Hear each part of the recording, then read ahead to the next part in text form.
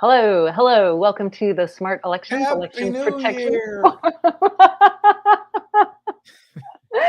Happy New Year.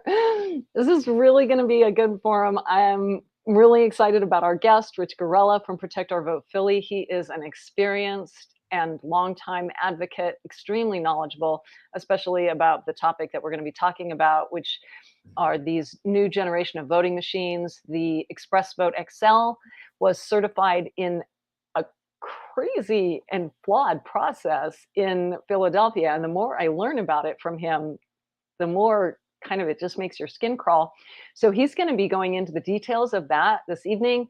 And we're also going to be talking about the Dominion ICX, which is a voting machine that has been subject to extreme scrutiny in Georgia, where there is a lawsuit where they are trying to um, decertify that machine in its use for all voters, basically. And they've had an expert, J. Alex Halderman, who is really one of the top hackers in the world in terms of what you call white hat hacking, where a hacker on the good side hacks something to sort of show its vulnerabilities.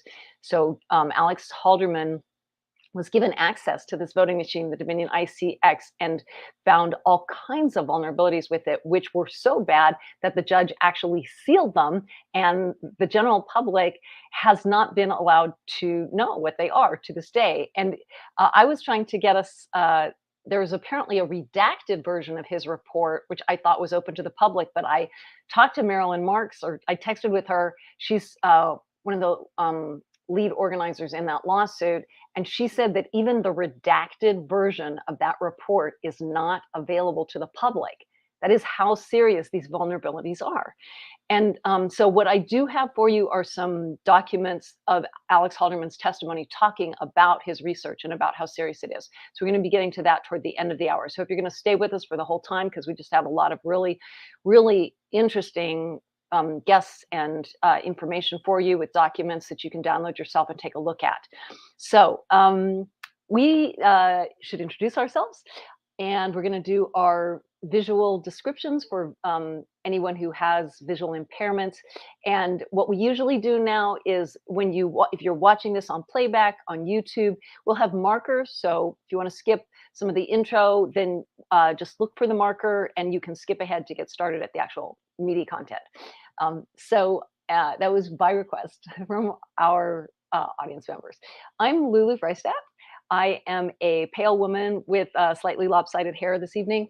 And let's see, a brick wall behind me, as usual, a dark jacket, and long brown hair, and some black earbuds, and an Emmy in that gold frame up there for group work that I was involved in. And passing it to you, Benny. All right, I am Benny Smith, Shelby County Election Commissioner and Technical Advisor for Smart Elections. I'm a Black male. I have a blue polka dot shirt on, low haircut, and I'm donning a little facial hair. And I'm standing in front of 6 monitors that looks like I'm out of space. Very cool. Okay, and then things that are good for us to tell you. We do not have our ASL interpreters this evening. We lost our funding for our ASL interpreters, but we are applying for a grant to get them back. So a couple of things you can do. You can donate to help us pay for that, and we'll have information about how to do that later in the program. Easiest thing to do is just to go to our website, smartelections.us, and there's a link there that says donate. Super easy. It'll just take you a second to do that, and we certainly hope that you will. We welcome and need your support. And I will put that link into the chat also. Welcome to everybody who's there, Mark and Chuck and Laura. Great to have you with us. This is our website where you can donate and find out other information about us. And if you want to email us to tell us how great the forums are and how interesting, specifically what you learned, you can email us at contact@smartelections.us. And you can also just put that type of information into the chat. We do the comments, we look at those, and we love to get information from you. So please, if you enjoy the forum, please make sure to make a comment. And if you want to tell us about improvements, things you didn't like, or suggestions for topics, things you want us to explore, go ahead and shoot us an email, contact@smartelections.us. And we'll talk also later on about other programs coming up. Anything else, Vinny? No, that's it. Okay, did you make a New Year's resolution? Nah, I'm not one of those guys. No New Year's resolution? No. Oh my My God. problems carry over from one year into the next, so I'm still in problem solving mode. Fix the problem. Okay. Well, What you do? Did you make one? I have so many. What? Eat more basil? Like to say Eat more one. basil. I am working on being on time. I actually have a Okay. point system that I've developed where I get 10 points every time I'm on time, and I subtract 10 points if I am Mhm. late, even a minute. So, and I get a daily point total that I can use like for toward purchases that I want, things like that. Is that One of like my a public document that we can all look at? Come on, track your I progress. I don't know. I will report back. Right now, I have been improved. I made serious improvements, but I feel like when I first started the chart, I got a lot better, and I was like really on time for a bit, and then I feel like I'm kind of backsliding now. If you So want it to matter, you have to measure it. metrics, all about metrics. We can audit my time performance. So I'll report back next month. We have Okay. another forum coming up January 24th, which I'm very excited about. That is going to be on internet voting, also a really fascinating and deep topic. And we have some really fascinating video of a hacker actually changing a vote in transit when it's emailed. So that's on January 24th. And I will report back about whether or not I'm doing better about being on time. And hopefully, fingers crossed, everybody, think positive for me that I can do this. Yeah. Okay, I'm rooting for so you. I appreciate that. Okay, so right now it is my pleasure to introduce Rich Garella, and we're just going to bring him on, and we're going to give him a little bit of focus so he can tell us a little bit about himself before we really go into some more serious content. Hi, folks. My name's Rich Garella from Protect Our Vote Philly. I've got dark hair and wearing yellow frame glasses and a graying beard. So I'm one of the co-founders of Protect Our Vote Philly, which came into existence several years ago when Philadelphia County was choosing a new voting machine. My background in elections really goes back to about 20 years ago when I worked on several elections in Cambodia and saw basically every kind of cheating that you can imagine that did not involve electronic voting machines, but really all the other kinds. And I worked with MoveOn.org starting maybe 15 years ago when electronic voting machines were first coming in, and we were fighting those. And since then, I've been a member of Election Verification Network. And that's pretty much, that's how I got involved. And so I want to talk about the ExpressVote XL and how it came to Philly. And should I just swing right into that? Yeah, I think that would be terrific, Rich. So I think we definitely want to give a little background, and I want to just say a couple things up front. First, for the sake of our attorney, I'm going to make a little disclaimer that our guests' views are their own, and being on this program does not constitute an endorsement by Smart Elections of their views. That being said, I will say that Rich has always been somebody who is a fact-based researcher, and I have never yet found him to put forward information that was not factual and true. So we had him as a guest I'll on do this my best. forum because we have confidence in his work. And I also just want to say that we are very much in support of ballot marking devices. We know that they are necessary, especially for voters with disabilities, and that there are voters who need them and choose to use them, and that they have to be available. And what we are interested in is voters having a choice in how they vote. It's very important that a voter with a disability can vote and be comfortable and vote privately and independently and securely. And it's also important that people without disabilities who choose to vote with a hand-marked paper ballot have that option. And that's something that when I'm interacting right now in the disability rights community, I'm not always experiencing that give back, like, that we support voters with disabilities having ballot marking devices. And I think it's important for the disability rights community to also support a variety of choices for other voters.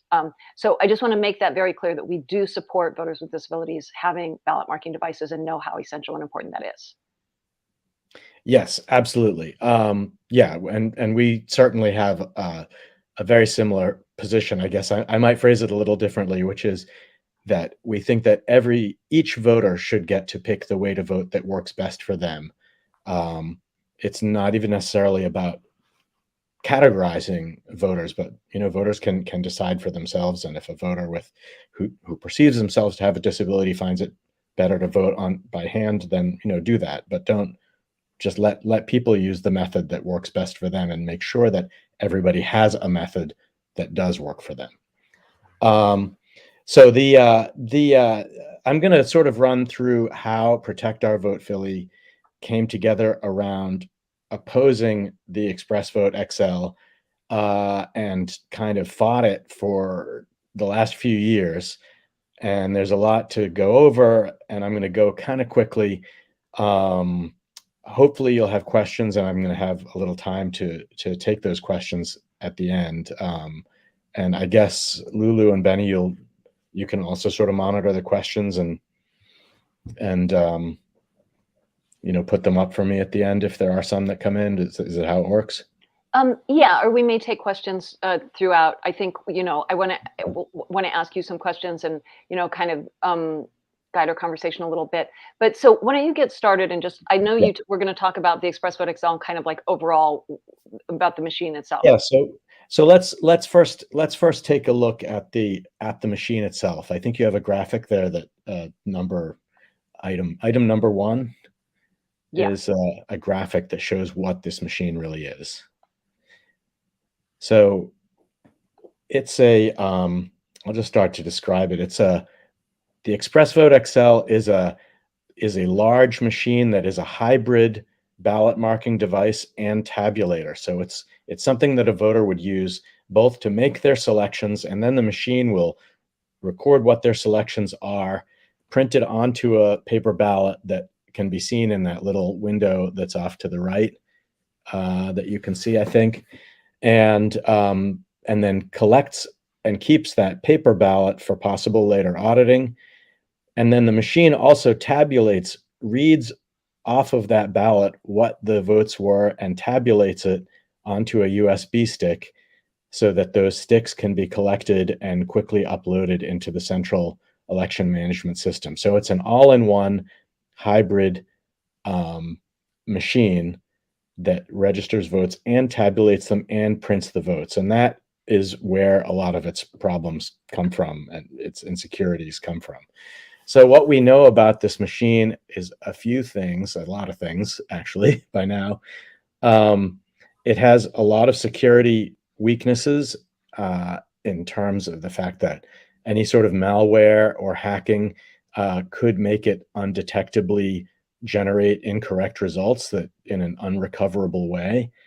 It uses barcodes to record the votes. So even though on that paper ballot that voters supposedly can verify, it says what their choices are in plain text, that's not what the machine actually scans to tabulate the results. It scans some barcodes that are at the top of that piece of paper that people cannot possibly verify what they are. And it has a long list of other security weaknesses. It's difficult to read that paper ballot because it's small and it's only a summary, and they're stored in order, which violates voter secrecy. So many problems that hand-marked ballots basically don't have. And one of the major problems that came up even in its examination by the state was its accessibility characteristics are very poor. So it has a audio interface, and it has a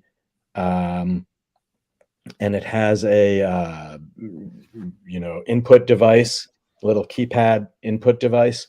And when it was tested by the state on a panel of voters with disabilities, not a single one of those voters was able to verify their vote independently. They had all manner of problems. It's like a 50-page report. And besides that fact, and the fact that the machine is huge and requires a gigantic climate-controlled warehouse that costs millions per year, it's also the most expensive voting system that was available at the time in Pennsylvania, costing the city of Philadelphia $29 million, which is more than twice as much as quality hand-marked ballot systems like the one that Allegheny County, which includes Pittsburgh, got. So it's very expensive. In our view, it's the most expensive and also the worst. Do you want to put up the timeline, and I can kind of, that timeline document, which is Yeah, I think we'll just put it in the chat. We'll just put it into the chat. So if people want okay. to take a look, it's just a Google Doc that kind of has points that Rich is going to go through, and you're welcome to, you're welcome to take a look at that document if it helps, if the audience, if it helps them to kind of follow Okay. along. Okay, so the period that we're talking about here is basically 2018 and 2019. And things were happening. The way that Philadelphia ended up with these machines is that, first of all, every county in the state of Pennsylvania was ordered in 2018 to select new voting systems. And that was a result of a lawsuit from Jill Stein that basically said every vote should result in a paper ballot that can be audited and checked. So every county had to pick new voting machines, and they can't just pick any new system, or I should say voting system. They can't just pick any system in the world. They can only pick from systems that are certified by the state of Pennsylvania. And I think that's the way it is in most states. The state will take applications from vendors who make voting systems and say which ones are meet state requirements and therefore can be purchased, either statewide or by each county, however it works. In Pennsylvania, each county buys the machines. So in the fall of 2018, this ExpressVote XL system was certified by the state as part of the whole voting system made by a company called ES&S, which is Election Systems and Software. And that made it available to be picked by any county that wanted to, through whatever system the counties had for picking them out. I want to mention two concepts that are going to be useful here. And that is, there's a difference between, on the one hand, state certification, and that's this process by which the state makes this list of approved voting systems, which we could call certified voting systems. And on the other hand, there's the county's process of selecting and actually purchasing one. So picking one off the menu, putting it out for bid, deciding which one to get, and eventually making a contract and paying for it and putting it in. And I want to just say that's the same as like here in New York. So right now here in New York, there's systems that are trying to get approval at the state level that many good government groups are fighting. But if those systems get approved, then counties will be able to pick them basically because they'll be on the menu, as it were. Tennessee And is actually, the same way. yeah, Benny's saying Tennessee's the same. Rich had pointed out that New York does have a complicated procurement process that is supposed to be in use when counties purchase equipment. But I checked in with the State Board of Elections today, and once the machines are approved, there really is at least no formal public comment period. The counties are just going to buy those machines basically in a fairly simple and straightforward process if that's what they choose to do. So here in New York, we're really fighting at the state level to keep the machines from being approved. And I know there was a fight in Pennsylvania also at the state level before you went down to the city level, right? Well, there was the fight at the state level. I'm going to get to that because it actually came afterwards. Oh, wow. The certification process at the state level is actually pretty secretive and didn't really have a lot of opportunity for the public to be involved. So so we didn't really see that was happening. What happened, and the way Protect Our Vote Philly came into existence, was that a group of people like me and others who have apparently been interested in this kind of thing for a while became aware right at the end of 2018, and we were like, oh, the city is going to pick a new voting system. I hope they don't screw it up. Maybe I can see how that's going and try to, get involved in that and comment and make sure they don't, do something stupid.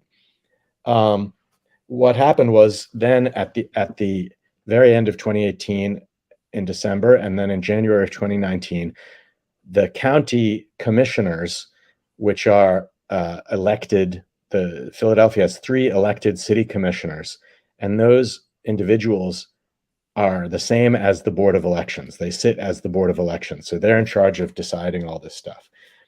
They suddenly had 2 meetings that were very poorly publicized, where they said, oh, we're going to have these public meetings for public input on a voting system. And those people who showed up, which were me and a bunch of other people that I hadn't known previously,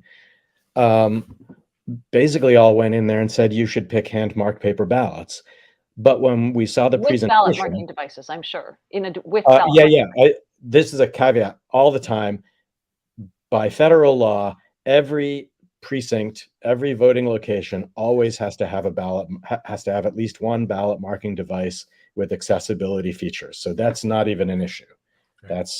That's always going to be the case. So what we're talking about is sort of the default way to vote that most people probably would vote by, which in most of the country is, and for about 2/3 of voters in the whole United States, is hand-marked paper ballots, not ballot marking devices. There's always a ballot marking device that must be available.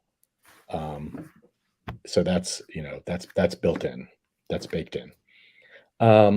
So we're advocating that the main system be a hand-marked system, but we could see from the presentation at the meeting, it was very obvious that they had pre-selected this ExpressVote XL, even though there's supposed to be a whole official procurement process with a selection committee and an evaluation and, with all sorts of procedures to prevent the pre-selection. You could just tell that the way that they were talking, they already knew what they were going to get. We could tell what it was, and we were right. So they had these meetings. There was never any demonstration of machines. There was never anywhere that people could go and see the different systems, that at least not within a 1 hour's drive of Philadelphia. The closest one was an hour away that the State Department put up. And then the selection process itself was carried out by a brand new procurement process that had only been created the year before, that basically created a black box where there's a selection committee whose membership is actually secret to this day. And we don't know anything about what happened at the meetings that they supposedly held. And what we can see about it is that the weighted selection criteria were basically devised to favor a machine that resembles the ExpressVote XL. So they didn't talk about, there was 0 weight given to things like security. There was 0 weight given to accessibility for voters with disabilities. There was 0 weight given to language capacity. It was all about,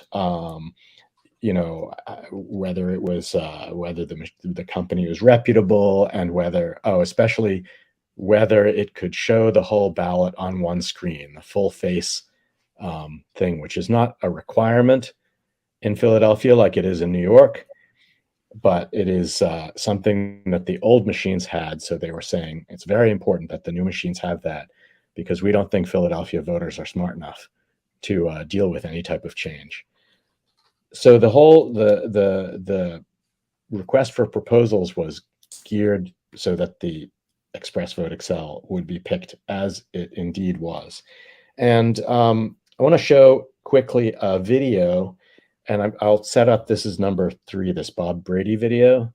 This is about a minute long. And I just want to introduce what's happening here. So on February 20th, the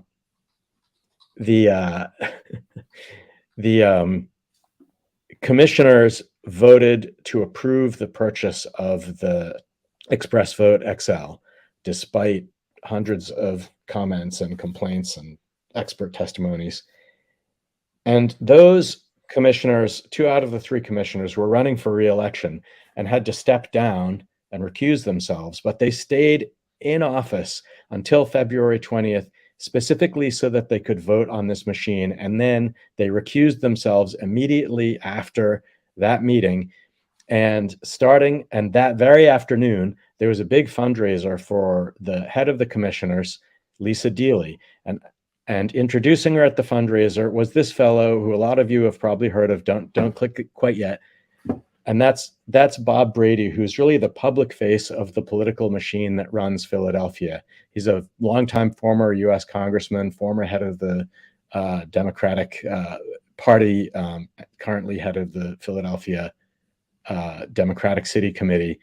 He's a bigwig, and he's going to tell us in about 1 minute. He's going to show us what was really going on with this election, and I'll tell you when to stop it. It's about 1:10. You can stop.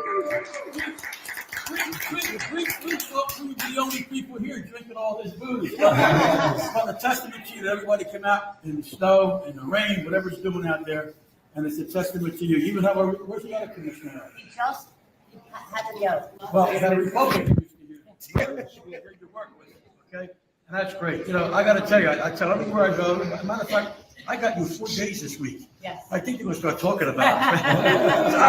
Sorry with me. I got you Tuesday, Wednesday, tomorrow, and I got you Friday. But that's okay, because it's working. There's nobody, I mean, even before she was the commissioner, when she wanted to run, I asked her, I said, well, I hope you don't, because what a great help in the controller's office. You work for the whole city, and then when you're in the council, I mean, you know everything. You know the whole city. Any problem I ever had for, I don't know, 15, 20 years, I called you and you solved it. But now you're a commissioner, you're doing the same thing. You're not only doing the good stuff today, like you did, get the right voting machines, forget them other kind that certain people want. I mean, maybe we should be mentioning it, but I don't care. But anyway, the ones that are proven that you can't cheat off, which is most important. And you did a great job with that. Okay. Is that what you wanted to hear? That was it. That was basically Bob Brady, head of the city Democratic Party and face of the city Democratic political machine that is the most powerful political force in Pennsylvania, essentially saying you picked the voting machine that you were supposed to pick. That's, you know, I think that's the underlying story of how we got these machines. It wasn't about them being the best because they're the worst, and it wasn't about them being a good deal because they're the most expensive. So could you be a little bit more clear? Because as somebody who doesn't know Philadelphia politics, I don't really understand how that says Bob Brady told Lisa Deely to vote for these machines, and otherwise she would have lost her job, or she got this big bonus because of that. Like, could you just make it a little more clear for us? Because it just seems very like innuendo to me. Yeah, sure. I mean, you know, I'm really going to try to stick to the facts and not go between the lines too much, but I'll try to, you know, be as clear as I can. The Board of Elections, which is made up of these 3 city commissioners, is therefore made up of 3 people who are elected. And it's very difficult because these offices are not really high profile for the public. And because this is a city that's like 90% Democratic, it means that the Democratic political machine can pretty much, not always, but pretty much pick who the commissioners are. Once they endorse candidates for commissioner, it's very hard to dislodge those people, and it's rarely happened. So essentially, you have commissioners that are approved by the political machine that Bob Brady represents, and they're getting paid $135,000 a year to be in these positions. And if they were instructed by the machine that put them in, then that machine can also take them out. So it wouldn't be surprising if they were responsive to what the machine tells them, what this political machine tells them to do. And in this clip, Bob Brady is essentially saying that right out in public, we ask you to do things and you do them, and we love it. And that's what you did this morning. And a little later in the video, That there's was another section. I'm just going to jump in Yeah. here just to really clarify. So that was the day that she had just voted to That approve was literally the day ExpressVote that XL. about 5 hours earlier.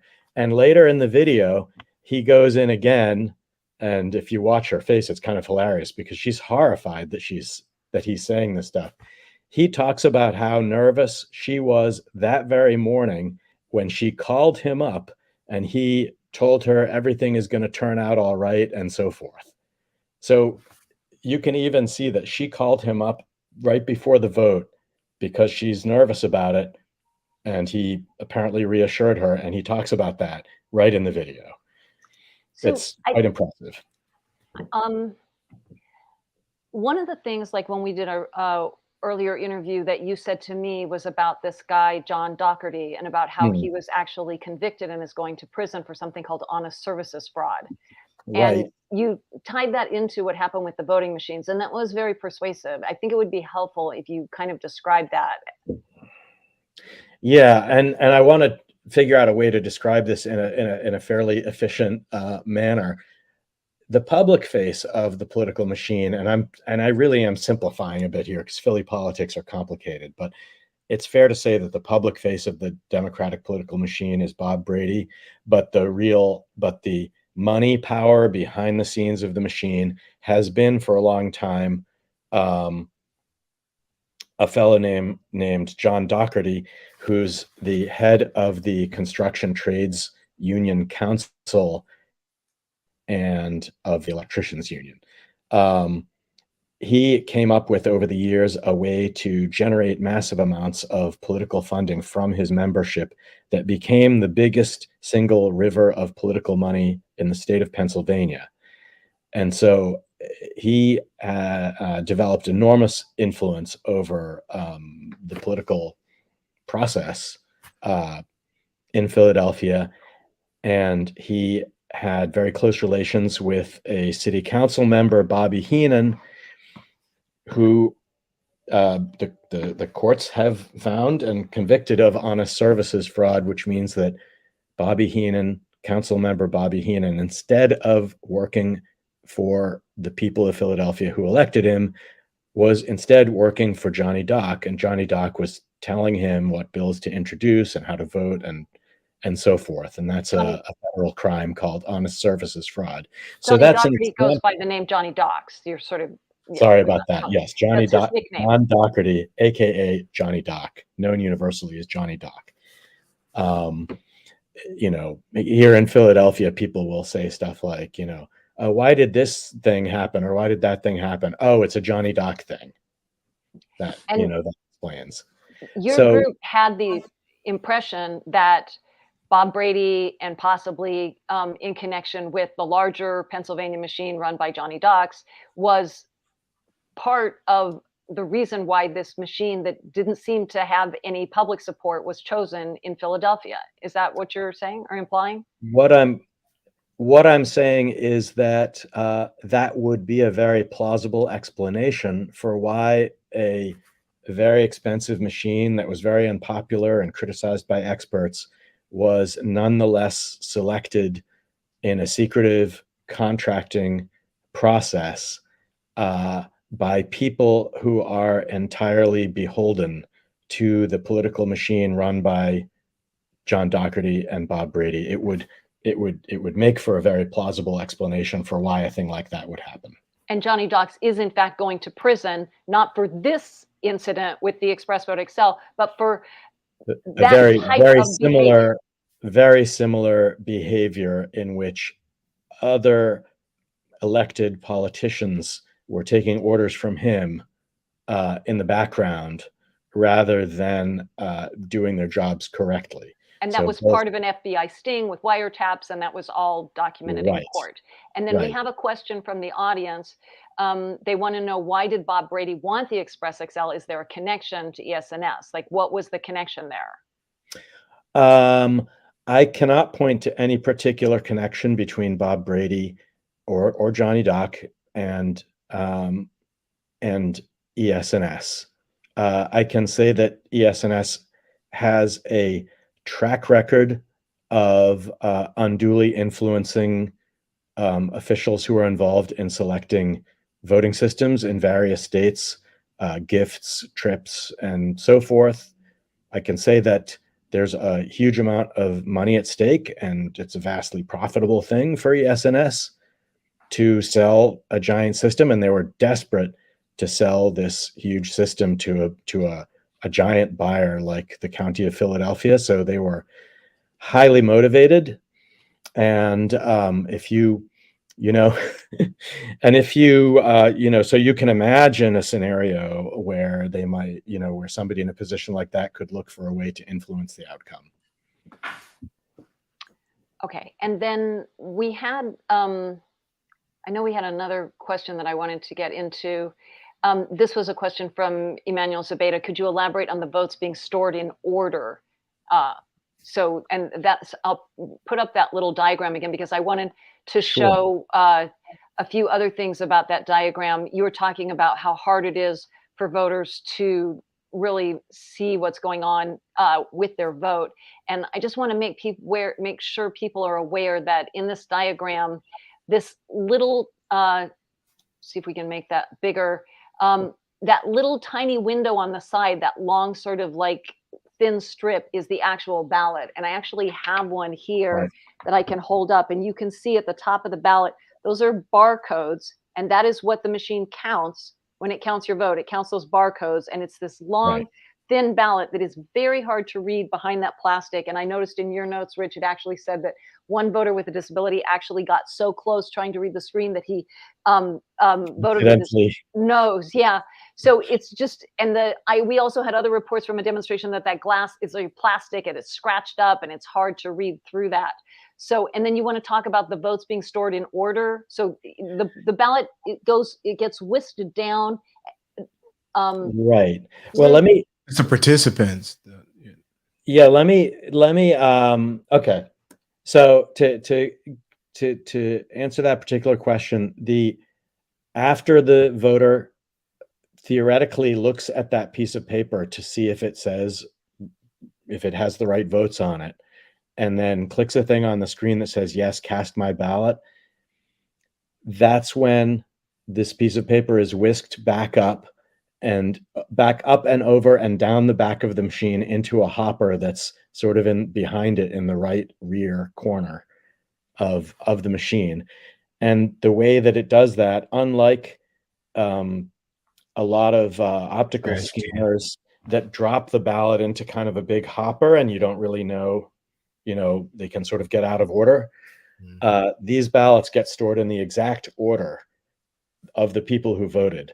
So in a situation where you have two machines and one of them is broken, or they only use one of them, which happens a lot if there's a low turnout, then in theory, anyone who had access to the list of voters and could see that those ballots in the hopper could match them back up. And that violates the Pennsylvania Constitution's requirement that the voting system has to guarantee the secrecy of the ballot.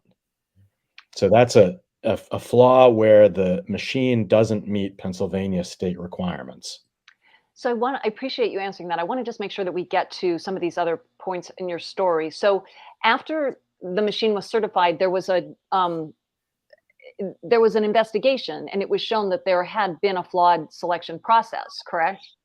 Right. So we were protesting this thing, having demonstrations, going to every Board of Elections meeting, questioning the commissioners, trying to get the story out into the media with very limited success, building a coalition and turning our organization into a sort of coalition of 6 or 7 different organizations. One of the things that we did was we went to the city controller, who is in charge of making sure that the city isn't, wasting its money by doing things poorly, and pointed out that things seem to have gone amiss in this contracting process. And she conducted a pretty thorough investigation based a lot on the things that we had discovered, and also discovered other things on her own with her investigators, and came out with, in the summer of 2019, a quite detailed report showing how the contract, I think demonstrating that the contract was steered to ES&S and the ExpressVote XL, showing that the commissioners never really considered any other vendors. They only ever visited ES&S headquarters. They only ever visited other places in the country where ES&S machines were used. They worked closely with ES&S people to develop a budget for the city that would match what this machine costs, and more and more. And one of the things that also turned up in that investigation was that lobbyists for ES&S had donated money to the reelection campaigns of the two commissioners who were running for reelection, and those donations had not been disclosed in the contracting process. And that is and that results in an automatic 10% penalty. So it was a $29 million contract. So that means that basically, as soon as that was discovered, ES&S had to rebate $2.9 million to the city of Philadelphia, and the city of Philadelphia, the commissioners, had the option to cancel the contract. They get the $2.9 million whether they keep the contract going or not. But they decided in a very contentious meeting to maintain the contract. But hey, we basically By got vote? What? By vote? Yeah, we're going to show it right now, Benny. This is Yeah, kind of- here's about 10 seconds of this meeting. This is right after they voted, I think.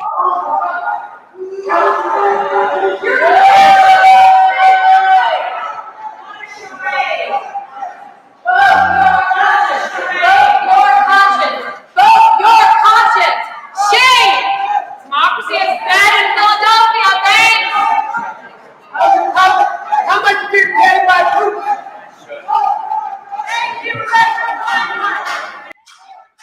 Okay, so that, So this 10%. Was that not per occurrence? There were two violations. no, it was concurrent? no, it was one violation in the sense that they didn't check off a thing that All right, says so there were the donations. process it should disclose that there are two conflicts potentially. Yeah, so there were several donations, but they had one violation in that they failed to disclose donations. Disclose one big disclosure. And I want to just keep going because I want to get to the Dominion machines also. So what's happened now is that you're a plaintiff in the lawsuit trying to decertify the machines. Right. So after the contract was secretly signed in May of 2019, a few months later, I and a couple of other individuals and a state level group called Citizens for Better Elections and a national group called National Election Defense Coalition, after we asked for a re-examination and recertification, or a re-examination of the machines by the state, pointing out the various flaws and the ways that the machines didn't meet state requirements. The answer from the state was, first they re-examined the machines, and they said, most of your complaints are things you have to take to court, and these other ones, like the thing about the ballots being in order, they said, well, we can fix that by just telling election officials to shuffle the ballots as soon as they open the thing. So they fixed a couple of them by just giving instructions that don't really work, instead of doing what they should have done, which is to say these machines are fundamentally flawed.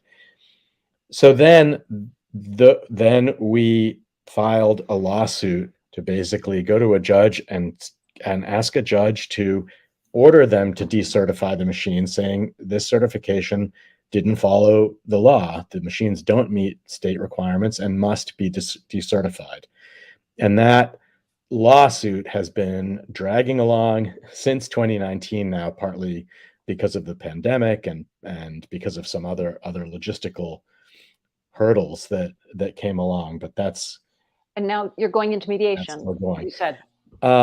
Yeah, now there is a process of mediation going on, and we'll see how it turns out. We're sort of just starting it, so I can't really say how it's going to turn out. But of course, naturally, we hope that we get an outcome that results in a better and more secure system of electing people.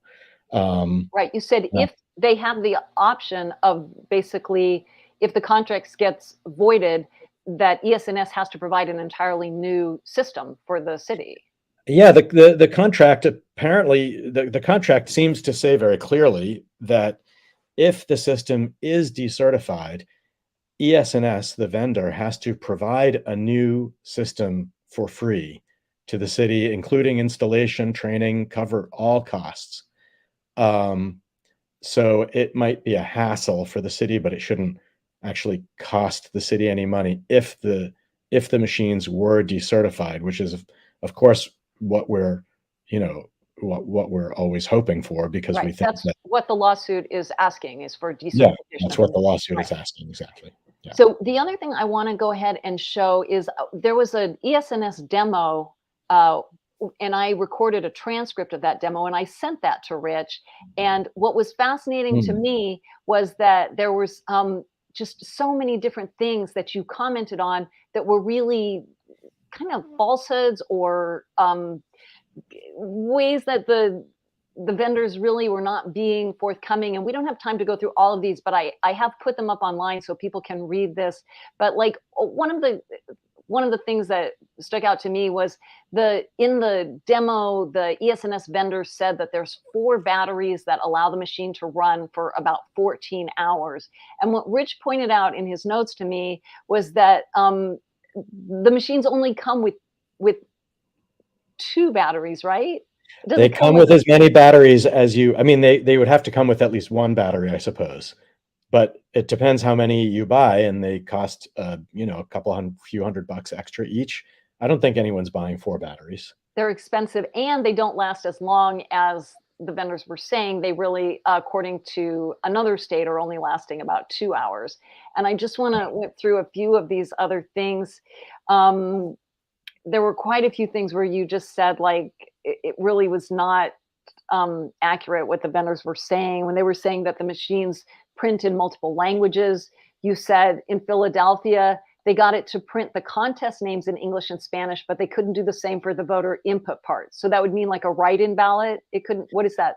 Well, what it means is, okay, so they brag about how the machine on the selection screen can do like 12 different languages if it's programmed for those. So you could vote in Chinese and you can vote in Spanish. When it comes to verifying your vote, which is what's required in Pennsylvania and why they replaced these machines in the first place, they can't get the machine so far to print the voter input parts in Spanish. So like, they can put the word senator in English and Spanish, and then they can put the person's name, and for Spanish, that's fine. But they can't put like what the question is, what the answer to a question is. Yes or no to a referendum. And they can't put any of it in Chinese, which is required in Philadelphia by Voting Rights Act, Section 203, because of the percentage of Chinese speaking voters that there are in Pennsylvania. So it doesn't, in short, it doesn't have the language capacity to let voters in required alternative languages actually verify their votes. Those folks are high and dry. And this is one that I thought was really remarkable. In the demo, they said that a standard voting session was 90 seconds. Now that's just really not realistic. And I actually pulled up information from a disability rights group where they actually describe a voter session being anywhere from 15 to 45 minutes. This is from Disability Rights New York. So I'll just show you all that.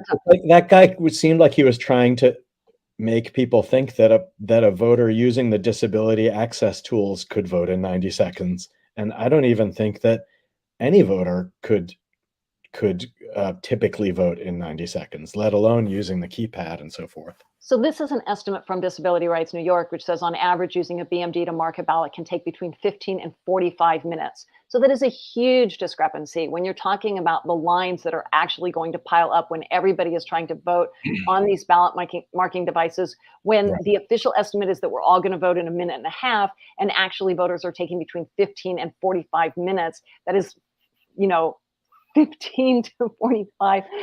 That's, at least like 10 times the length of time that they're estimating. And that is one reason that you do wind up getting these long lines. And there were, quite a few other, quite a few other points where the vendors did not really seem to be fully forthcoming. And so I put together a whole folder of documents where people can take a look at, and I will put those. It's almost positive that I put this transcript into this document, and I'll just I'll share this document into the chat. So copy that link. Yeah. Any other comment on that, Rich? Yeah, only on that, only that, one of the huge advantages of hand-marked ballots is that you don't get bottlenecks. If you force all voters, what we're really talking about here is ballot marking is we're against ballot marking devices for all voters, because if you force all voters to use a limited number of machines, you can create bottlenecks. If you have hand-marked ballots, you can have any number of people filling out ballots. People in line can essentially pass each other. If somebody's taking a long time, they're just standing there, they're not in the way. If they're if somebody's taking a long time in the voting booth, or a machine goes down or something, that's where you get a bottleneck.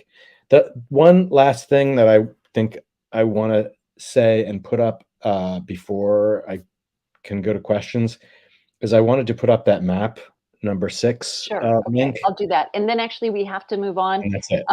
Just because we need to talk about this other machine coming into the state, but people have been putting questions in the chat, and if you log into YouTube, you'll see those questions, Rich.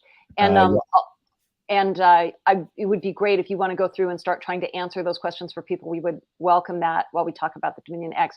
So I'm going to show that map. This is a map of verified voting, and it shows where this is the ExpressVote XL, where it's actually in use. It's just a small number of locations. Yeah, and I'm putting this up because otherwise I get depressed. And I think, we fought this thing for years, and we're still stuck with it. But I think one of the results of our fight and of the lawsuit was that we think that probably a lot of other places that might have bought this machine didn't, once they saw the trouble, that Philadelphia was running into. So it's being used for all voters in Philadelphia and 2 other counties, a medium-sized and a small county in Pennsylvania, in 3 or 4 counties in New Jersey, and in the state of Delaware, and that's it so far. So and I do want hopefully we put the brakes on this thing at least. I have to point out, and I will say, in my opinion, many of the locations chosen are locations that are known for their corruption. Philadelphia is known for corruption, and I used to live in New Jersey, and just the first, I think, year that I lived there, I was in Jersey City. Like 30 different elected officials all went to jail for corruption, including like a whole slew of rabbis that had been involved. It's just like the corruption was just so thick. You just like spread it on your toast like butter. So I have to say, in my opinion, because they can't sue me for my opinion, the locations where this machine has been successfully sold have been locations that have had issues of corruption. Nobody's going to sue you for saying that there's corruption in Philadelphia. So it's really been a pleasure having you here, and we hope you'll come back and go ahead, and if you can, answer some of those questions in the chat. And we're going to move on, and we're going to talk about the Dominion ICX. Thank you so much for being here. Good to see you again, Rich. Thanks for having me. This was great. Okay, so I want to, there's another voting machine coming into New York State that is also being sold and in use around the country, and that's called the Dominion ICX. And this is a machine that is in use across the entire state of Georgia. And as in Pennsylvania, there is a lawsuit in Georgia that is trying to prevent the machine from being used for all voters. And what I did today was just pull up a couple of the declarations of J. Alex Halderman, who is, as I mentioned before, a computer scientist who was allowed unusual access to the Dominion ICX as part of this lawsuit. So the first thing that I want to show, now, one thing to note is that the report that Halderman did, where he actually went through and in detail explained all of the vulnerabilities of this machine, which apparently were many, that report was sealed by the judge, and no one except for, I think, the attorneys in the case and a few other people who are deeply involved in the legal case have been allowed to read it. I know one security expert who was allowed to read it, Duncan Buell. Benny, you know Duncan. He told me he got to read it. But then I tried to get the redacted version of that report, and Marilyn Marks told me even the redacted version is not public. That's how hard they are trying to prevent the public from having access to this information about these vulnerabilities. Do you want to comment on that at all, Benny? I got a text message. I'm trying to see if I think somebody was trying to give it to me. That redacted document? Yeah. No, somebody's trying to get their hands on it. A lot of people are trying to get their hands on it. Yeah. So what I am going to show is Halderman did have testimony and affidavits that were presented to the public. And so I am going to just show you, let's see, I'm going to show you one or two of the statements that he made, which are even without all of the details, things that definitely give you pause in terms of using this machine, which again is called the Dominion ICX. So I have his one of his reports here. So here he says, in my report, a 25,000 word document that is the product of 12 weeks of intensive testing of the Dominion equipment provided by Fulton County, that's of the Dominion ICX, I find that Georgia's BMD, that's the ballot marking device, contains multiple severe security flaws. Attackers could exploit these flaws to install malicious software, either with temporary physical access, such as that of voters in the polling place. So he's literally saying like a single voter in the polling place could go in and install malicious software. That's how vulnerable the machine is, or remotely from election management systems.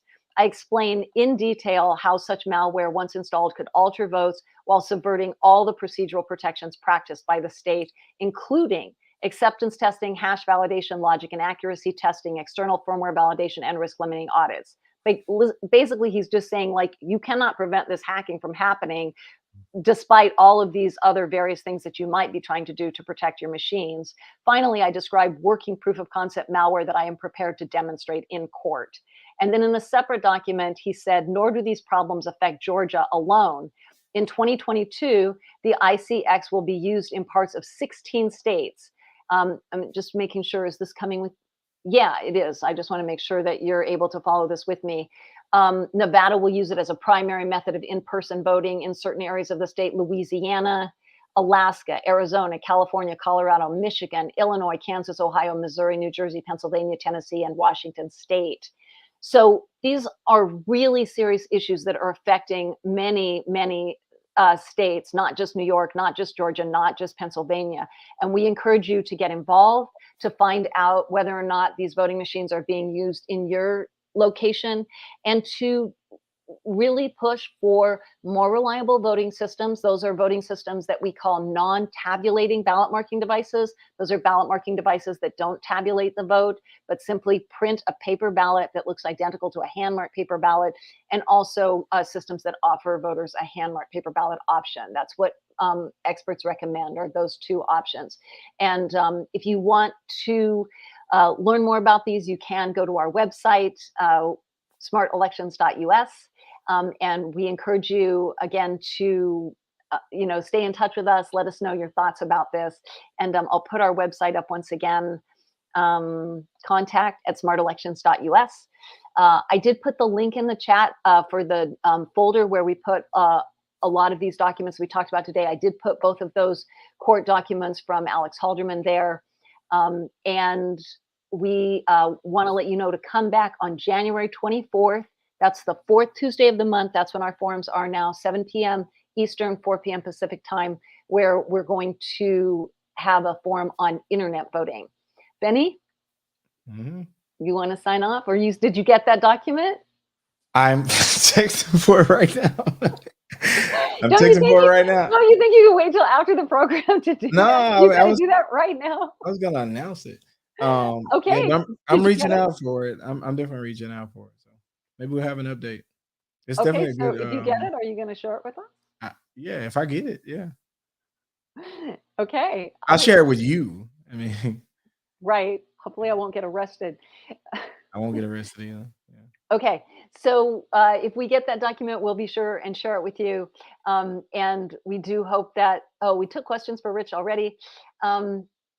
We hope that if you enjoyed the forum, you will put your comments in the chat and let other people know and share the link. You can watch this forum afterwards. Just send it to your friends and they can watch it.